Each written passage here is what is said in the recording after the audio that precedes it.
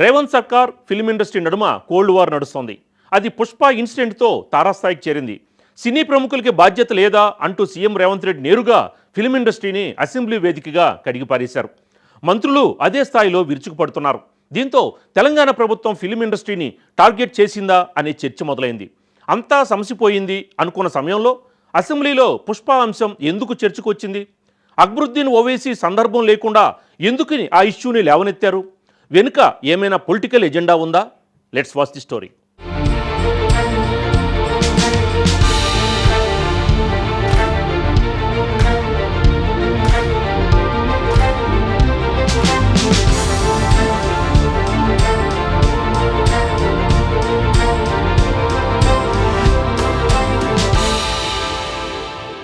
తెలంగాణ ప్రభుత్వం film industry మధ్య ఉన్న గ్యాప్ కోల్డ్ వార్గా మారింది. దాని పర్యవసానం ఇప్పుడు సవాళ్లు ప్రతి సవాళ్ల వరకు వెళ్ళింది.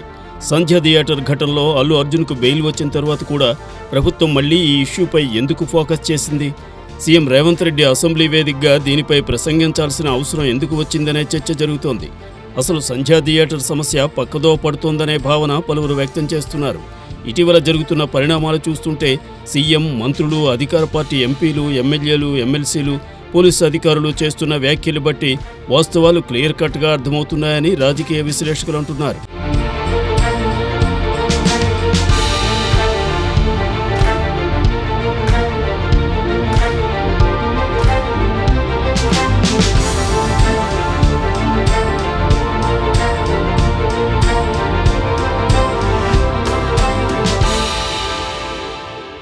అల్లు అర్జున్ సంధ్యా థియేటర్కి వెళ్లారు. అక్కడ తొక్కిసలాట జరిగింది. ఓ మహిళ మృతి చెందింది. మరో పిల్లాడు ఆసుపత్రిలో ప్రాణాలతో పోరాడుతున్నాడు. దీనిపై కేసు నమోదైంది. హీరో అల్లు అర్జున్ జైలుకు వెళ్లి బెయిలుపై వచ్చారు. ఎవరు మాట్లాడినా దీనిపై మాట్లాడాలి. కానీ దీనికి పుష్ప సినిమాలోని హీరో క్యారెక్టరైజేషన్కి, అతనికి వచ్చిన నేషనల్ అవార్డుకి సంబంధం ఏమిటి? ఫిల్మ్ ఇండస్ట్రీని రేవంత్ రెడ్డి సర్కార్ టార్గెట్ చేసిందా అనే చర్చ బలంగా జరుగుతోంది.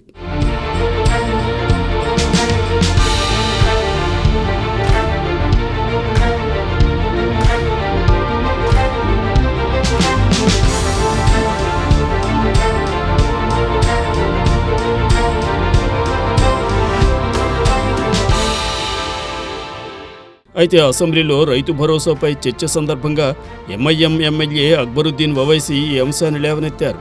రైతు భరోసాకు సంధ్యా థియేటర్ ఇన్సిడెంట్కు సంబంధం ఏమిటి? ఈ సందర్భంలో ఈ సబ్జెక్టు ఎందుకు సభలో లేవనెత్తారని సభ్యులు కూడా ఆశ్చర్యపోయిన పరిస్థితి నెలకొంది. అయితే అక్బరుద్దీన్ ఓవైసీ అంతకుముందు సీఎం రేవంత్ రెడ్డిని అసెంబ్లీలోని ఆయన ఛాంబర్లో గంటపాటు భేటీ అయ్యారని, అప్పుడు ఈ చర్చ వచ్చిందని, అందుకే అసెంబ్లీలో నేరుగా అక్బరుద్దీన్ ప్రభుత్వాన్ని అడిగారని, దీంతో సీఎం అరగంట పాటు కళ్లకు కట్టినట్టుగా ఈ అంశాన్ని వివరించారని ఆ సమయంలో లాబీల్లో ఉన్న పలువురు చర్చించుకుంటున్నారు. అక్బరుద్దీన్ ఓవైసీ కేవలం సీఎంను మెప్పించడం కోసమే ఈ అంశాన్ని లేవనెత్తారనే విమర్శలు సైతం ఉన్నాయి.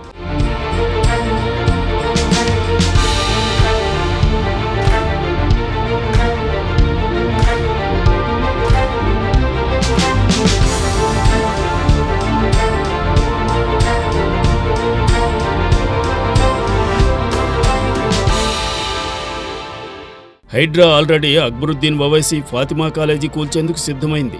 అకాడమిక్ ఇయర్ పూర్తి కాగానే ఆ పని పూర్తి చేస్తామని హైడ్రా కమిషనర్ కూడా ఇప్పటికే ప్రకటించారు.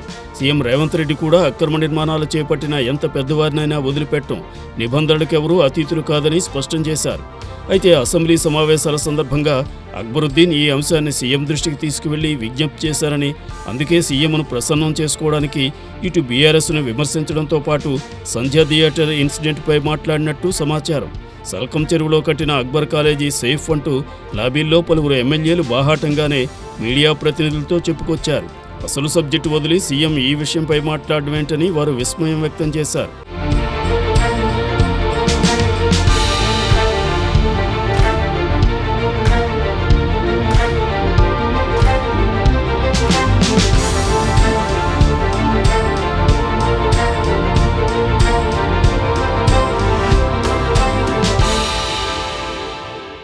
అసెంబ్లీలో సీఎం రేవంత్ రెడ్డి అల్లు అర్జున్ వ్యవహార శైలిని, ఫిల్మ్ ఇండస్ట్రీ పెద్దలను సభలో తూర్పారబట్టారు.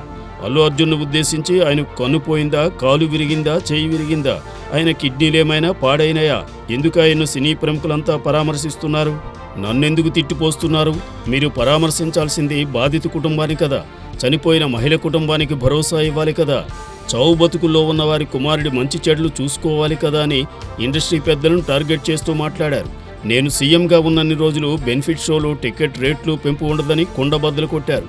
తరువాత అల్లు అర్జున్ ప్రెస్ మీట్ పెట్టి వివరాలు వెల్లడించారు. బన్నీ ప్రెస్ మీట్ తరువాత రాష్ట్ర మంత్రులు, అధికార పార్టీ ప్రజాప్రతినిధులు డైరెక్ట్ అల్లు అర్జున్ను ఉద్దేశించి కామెంట్స్ చేశారు. పోలీసులు మేము ఏం తక్కువ కాదన్నట్టు ప్రెస్ క్లబ్లో ప్రెస్ మీట్ పెట్టి తమ నాలుకకు పని చెప్పారు. అల్లు అర్జున్ ఇంటిపై దాడికి ఇవన్నీ అంశాలు ఉసుగొల్పాయని టాక్ నడుస్తోంది. సినీ ప్రముఖులందరూ అతని ఇంటికి వెళ్ళి అతనికి మొత్తం ఏదో కాళ్ళు చేతులు యాక్సిడెంట్లో పోయినట్టు కన్నీళ్లు గారుస్తారు. ఈ సినీ ప్రముఖులు ఒక్కరైనా హాస్పిటల్ పోయినరా అధ్యక్ష? నేను సూటిగా తమ ద్వారా సినీ ప్రముఖులను నేను అడుగుతున్నా అధ్యక్ష. తల్లి చనిపోయి 9 సంవత్సరాల పిల్లగాడు బ్రెయిన్ డెడ్ అయ్యి ఆక్సిజన్ అందక 20 రోజుల నుంచి హాస్పిటల్లో కోమాలో ఉంటే ఈ సినీ ప్రముఖులు ఒక్క రోజు కోసం పోలీస్ స్టేషన్ పోయిన ఇంటికాడ క్యూ కట్టి ప్రభుత్వాన్ని తిడుతుండ్రు, నన్ను తిడుతురు, అతన్ని పరామర్శిస్తున్నారు. ఏమైంది అధ్యక్ష? అతను కాలు పోయిందా, కన్ను పోయిందా, చేయి పోయిందా, ఏమైనా కిడ్నీలు దెబ్బతిన్నా, ఏమైంది? సినిమా ఇండస్ట్రీలో ఉన్న ప్రముఖులు ఏం ఆలోచన చేస్తుండ్రో, ఏం కోరుకుంటుండ్రో నాకైతే తెలియదు.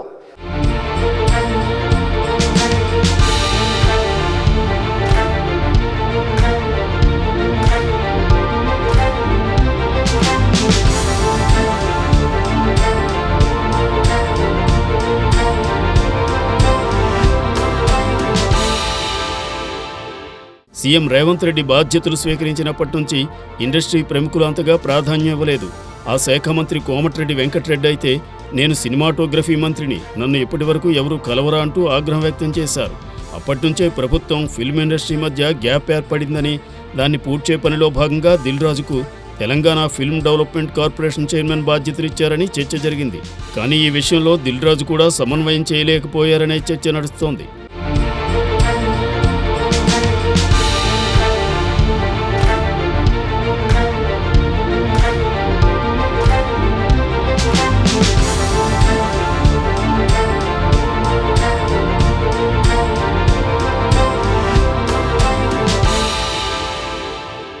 అయితే తాజాగా అల్లు అర్జున్కు ఫిల్మ్ ఇండస్ట్రీకి కేంద్ర మంత్రులు కిషన్ రెడ్డి, బండి సంజయ్, పలువురు బీజేపీ నేతలు బాసటగా నిలవడంతో పాటు రేవంత్ సర్కార్ తీరును తప్పుపడుతున్నారు.